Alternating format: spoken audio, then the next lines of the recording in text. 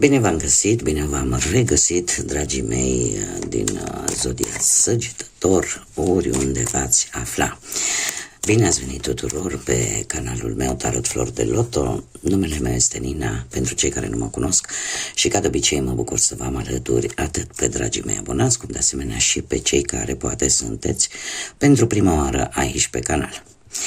Azi, așa cum v-am obișnuit, voi face o lectură temporală, fără limită de timp, o lectură pe care voi să o puteți urmări oricând doriți sau atunci când apare în viața voastră. Desigur, dragii mei, un lucru important de care vă rog ca de fiecare dată să țineți cont, și anume faptul că este totuși o lectură generală și că voi sunteți cei care vă construiți viitorul, așa că vă rog din suflet să luați decât acele mesaje care rezonează cu voi, iar restul lăsați-le să zboare în univers, pentru că sigur sunt pentru alte energii care într-o mai mică sau mai mare măsură au o legătură cu Zodia Săgetător. Așa că, dragilor, toți cei care aveți Soarele, Luna, Venus, Ascendentul sau oricare alt aspect astral important pentru voi din harta voastră natală și care are legătură cu Zodia Săgetător, atunci această lectură este de asemenea și pentru voi. Și haideți să începem să vedem ce ne spune acest minunat oracol Panta pentru voi, dragii mei, din Săgetător sau oricare altă legătură cu Zodia Săgetător. Ce vine pentru voi în următoarea perioadă de când voi urmăriți această lectură? Să vedem.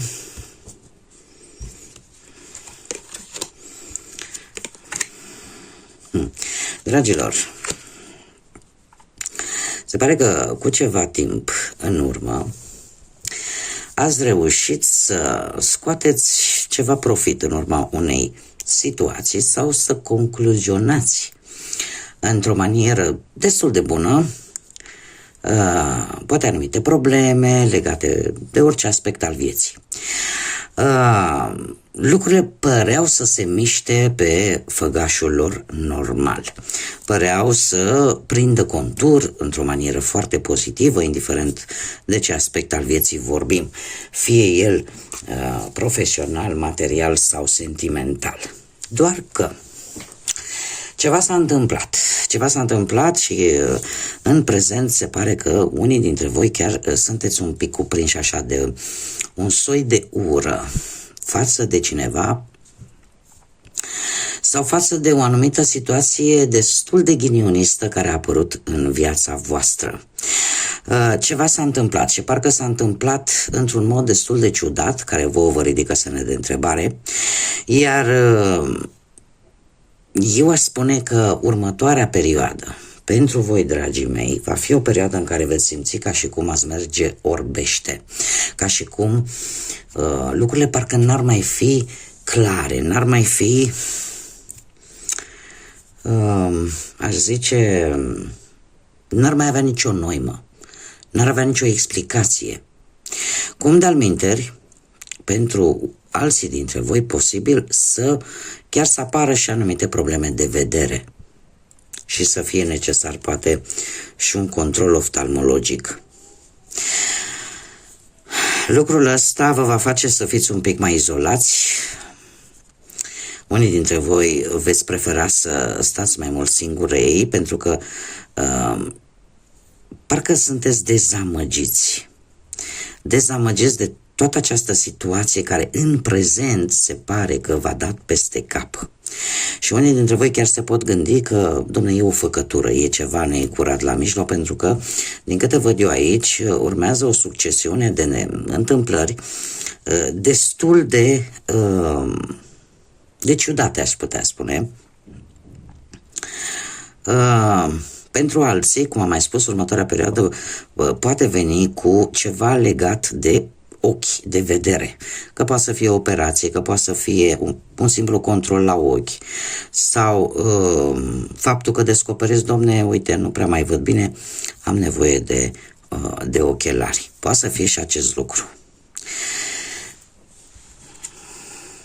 Dar am tot insistat să pun, în mod normal pun decât 3 cărți, cel mult 4, dar nu puteam să vă las așa și am mai pus încă o carte pentru a vedea exact cum să termină toată această istorie. Dragilor, voi totuși sunteți, va fi o perioadă într-adevăr, aș putea spune undeva între 2-3 săptămâni, chiar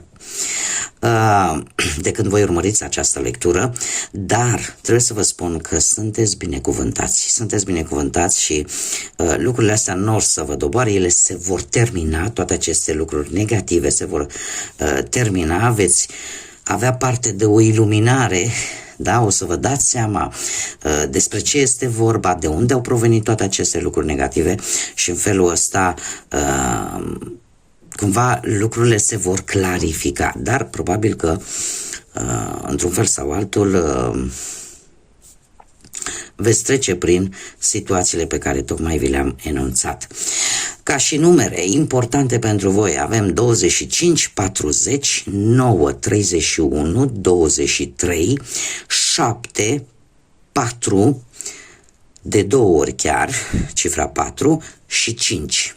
Poate vă sună de ceva. Haideți să vedem ce ne spune tarotul. Bun, să vedem ce vine pentru dragii mei din Săgetător în următoarea perioadă de când voi urmăriți această lectură.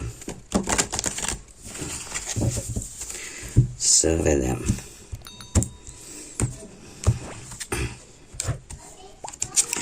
Și avem, da, se pare că pe plan profesional, nu știu, orică ați avut voi, ați fost așa într-o competiție pentru vreun post pe care voi vi l-ați dorit și unde au fost mai mulți candidați și într-adevăr ați avut ceva bătăi de cap vis-a-vis de acest lucru. Un post care poate sau nu să aibă legătură cu nu știu, poate cu locurile astea de muncă din instituțiile judecătorești, notariale, poate să fie acest lucru. Sau dacă nu, ce ar mai putea să fie? Să observi, poate voi ați observat că colegi, șefi, asociați nu joacă tocmai curat, da? Și cumva voi ați continuat să ați încercat să vă faceți treaba încercând să ignorați acest fapt. Da? Asta înseamnă că nu l-ați văzut. În prezent, cu justiția, aș zice că sunt mari șanse de colaborări, de asocieri.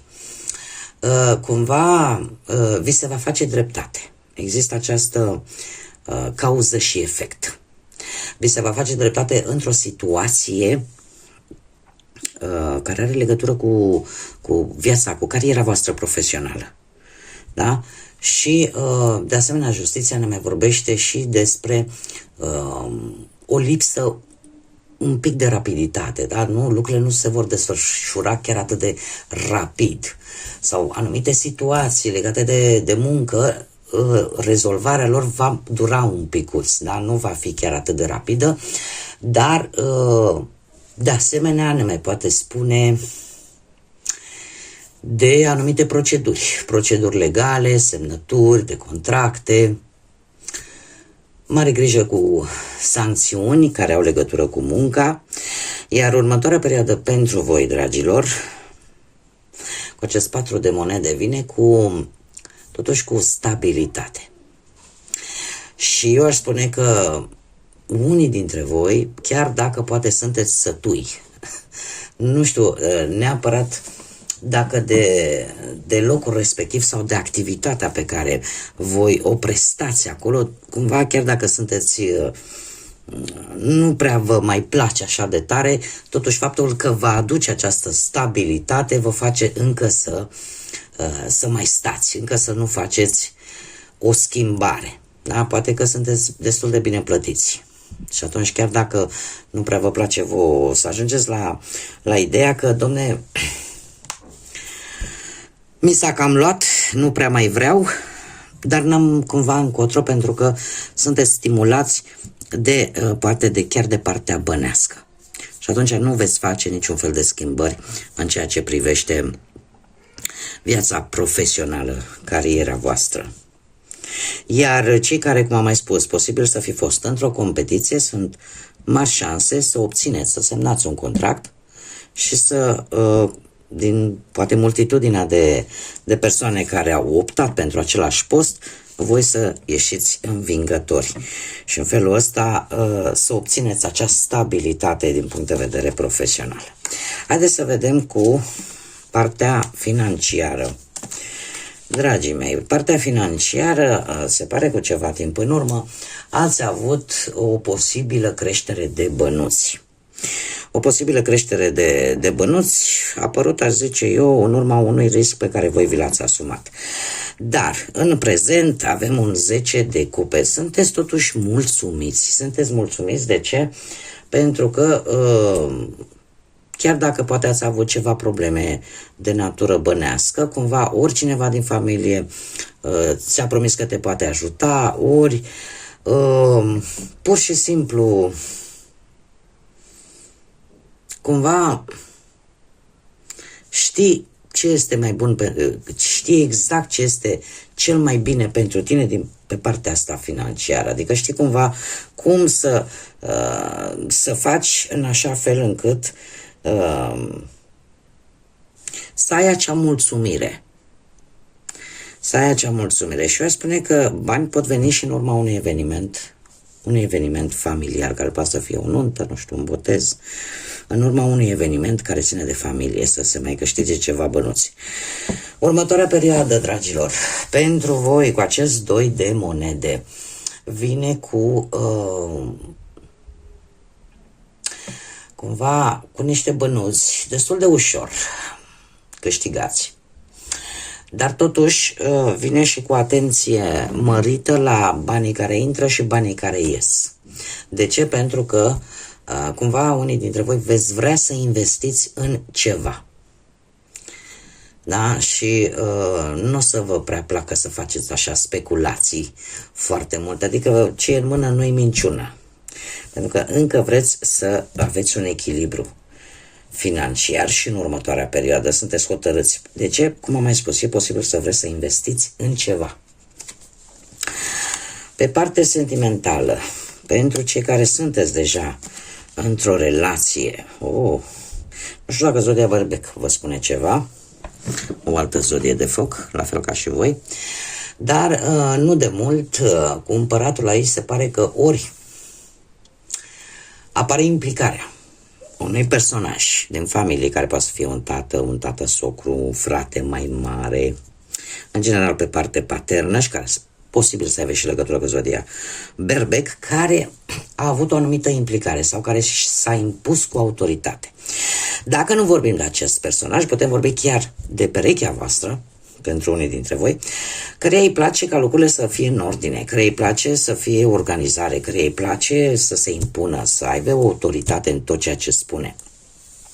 Și indiferent de care energie vorbim, aici este o energie, cum să spun eu, unde partea materială, stabilitatea, poziția socială contează foarte mult.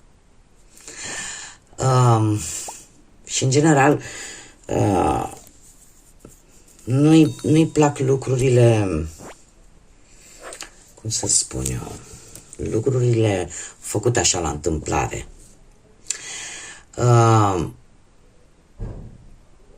Pentru alții, cu ceva timp în urmă, relația a fost una destul de stabilă, în care atât banii cât și partea intimă a avut un rol important în relația voastră. În prezent avem un 6 de cupe. Avem o nostalgie a trecutului, o reîntoarcere în trecut, o reîntoarcere în locuri sau cu persoane sau cu foști, care pentru voi, pe voi vă va bloca un picuț așa. Și eu aș mai spune, pentru unii dintre voi, o iubire din trecut v-ar putea pune pe gânduri. Pentru că poate apărea într-o manieră, dacă nu deja a și apărut, și care vă va duce în această nostalgie. Da, e posibil să fie vreun fost sau vreo fostă. Următoarea perioadă pentru voi vine cu foarte mult sex appeal, vine cu foarte multă pasiune. O pasiune care eu aș zice că am două variante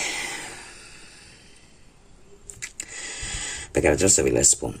Și acum fiecare unde se regăsește. Prima variantă, în care totuși ieșiți din această nostalgie a trecutului și începeți să vă gândiți către viitor și atunci cumva se renaște ceva între voi, vine ca o etapă pozitivă în relație, mai ales, și aici sunt condițiile de bază, mai ales dacă în relația voastră există pasiune și înțelegere. Dacă nu există aceste două lucruri, trebuie să vă spun că unii dintre voi, mai ales că vedem cu această nostalgie a trecutului și acești foști care pot apărea în viața voastră, că veți începe în secret, veți începe să simțiți anumite lucruri care vă va face foarte sentimentali și foarte dornici. Așa că depinde de voi. Asul de bâte este, mai ales pe partea asta sentimentală, este cartea care ne vorbește de magnetism, de chimie, de dorință. Haideți să vedem, pentru cei care sunteți singurei, dragii mei dragi, avem aici multe zodii. Cei care sunteți singurei, avem zodia Leu, Rac, Pești, Scorpion și, desigur, zodii de pământ, Taur, Fecioară, Capricorn. Poate rezonează cu unii dintre voi. Ce avem aici? Păi, cu ceva timp în urmă aș spune că posibil să fi găsit pe cineva într-o situație în care voi v-ați folosit mai mult mintea decât, cum să spun eu, în care voi ați evitat să fiți impulsiv, ați evitat să fiți așa, cum să spun eu, v-ați înfrânat anumite lucruri care vă caracterizau și ați folosit foarte mult, ați avut o conversație foarte convingătoare. V-ați folosit foarte mult acel atu al conversației, cum să zic eu, nu neapărat, n-aș zice, ați manipulat, ca să zic, ați manipulat foarte bine cuvântul. Da? Ați manipulat foarte bine cuvântul și e posibil să fi cunoscut pe cineva. Să fi cunoscut pe cineva. Avem în prezent această regină de cupe, pe cineva care poate sau nu să aibă legătură cu zodiile pe care le-am enunțat, dar trebuie să vă spun că este cineva foarte intuitiv. Este cineva foarte intuitiv și are așa un caracter foarte empatic, se conectează foarte bine cu ceilalți, inclusiv cu voi, are o atracție magnetică și trebuie să vă spun că este cineva care cumva parcă trăiește, gândește și analizează cu inima și mai puțin, nu neapărat cu raționalul, cu logica. Pentru alții trebuie să vă spun că prezentul pentru voi prezintă foarte multă socializare, unde voi se pare că vă veți lăsa ghidați de ce vă spune intuiția. Veți încerca să fiți voi înșivă. De ce? Pentru că vă dați seama că de fapt asta este cheia pentru a cuceri pe cineva. Următoarea perioadă se pare că vine cu foarte multă răbdare și e posibil să cunoașteți pe cineva destul de meticulos, un comportament destul de responsabil, care în general, chiar dacă este un personaj destul de perfecționist, totuși este responsabil, are o responsabilitate cam pe toate aspectele vieții. Dacă vorbim strict de voi, următoarea perioadă vine cu un îndemn. Și anume, probabil că voi vă veți schimba forma de a face lucrurile. Veți schimba poate locul în care mergeți să cunoașteți oameni noi și cu ce îndemn vine acest cavaler de monede, acelea de a încerca să nu vă încăpățânați și să faceți lucrurile decât ca voi. Mai ales din câte vedem aici, există șanse să intrați într-o relație.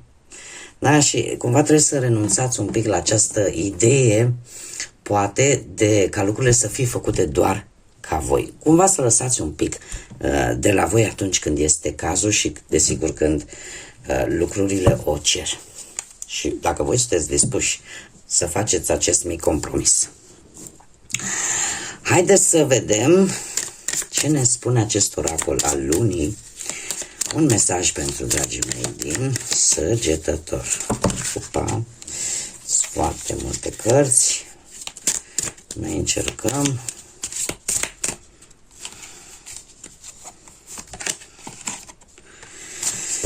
Hei, și avem ultimul pătrar de lună din Berbec. Lucrează prin intermediul sentimentelor sau cumva mai bine zis, încearcă să ții cont de ceea ce tu simți. Sau lasă-te oarecum, încearcă să vezi lucrurile și situațiile în prisma a ceea ce tu simți, ceea ce îți spune ție interiorul tău, intuiția ta. E ca un îndemn. Avem zodia Berbec care ne vorbește de energie foarte multă și faptul că câteodată cei din zodia Berbec trebuie să-și înfrâneze acel egocentrism. Da? Și încă o dată apare acest lucru, acela de a încerca să lăsați de la voi, pentru că și Berbecul este o zodie de foc la fel ca și voi și de regulă nu prea îi place să primească ordine. Da? Așa că să încercați cumva să vă ascultați acea voce interioară, să vedeți lucrurile cumva dintr-o altă perspectivă, să nu le mai vedeți neapărat cum le-ați văzut până în prezent. Să încercați să le vedeți în prisma a ceea ce voi simțiți, a ceea ce vă spun emoțiile și sentimentele voastre. Haideți să vedem ce ne spune și zarurile astrologice, ce vine pentru dragii mei din Săgetător. Să vedem dacă e un 6 sau un 9. Cred că e un 9. Avem aici un 9. Avem pe Uranus zodia Balanță. Dragii mei dragi, l-avem pe Neptun. Avem Neptun, casa 9 și Balanță. Casa 9 ne vorbește despre curiozitățile voastre, despre posibile schimbări de credințe, de ceva legat de religie, de evenimente religioase sau academice, în general de găsirea unor răspunsuri. Faptul că avem pe Neptun, trebuie să vă spun că Neptun vine cu iluzii, vine cu vise, vine cu, cred că probabil,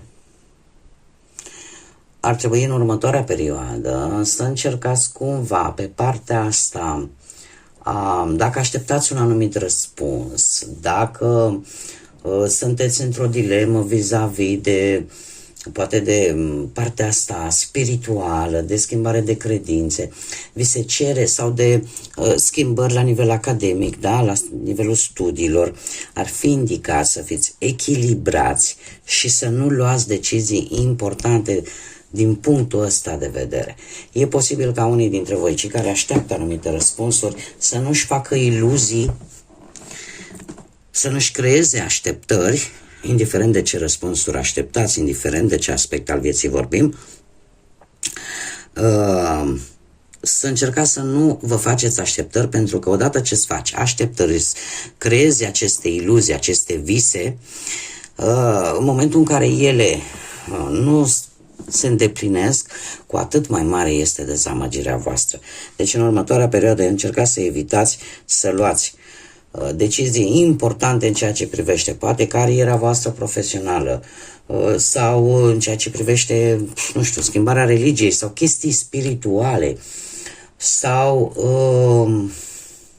dacă e vorba de o călătorie lungă, dragilor, sau e vorba de vacanțe, iar se pare că în următoarea perioadă nu e tocmai oportună de a lua o decizie importantă, este indicat să mai așteptați, faptul că avem și balanța cere mult echilibru și să încercați poate să vă canalizați atenția poate mai mult pe familie, pe relație și asta să le lăsați un pic așa în stand-by, pentru că nu e tocmai cea mai bună perioadă, mai ales că îl avem pe Neptun aici. Bun, dragii mei, cam atât am avut pentru voi. Eu vă mulțumesc tare mult pentru atenție, vă mulțumesc pentru răbdarea de care dați dovadă de fiecare dată și până data viitoare când ne vom reîntâlni la o nouă lectură, eu vă doresc tot binele din lume, să fiți plini de multă energie pozitivă, nu vă grăbiți și, desigur, să fiți iubiți, dragilor.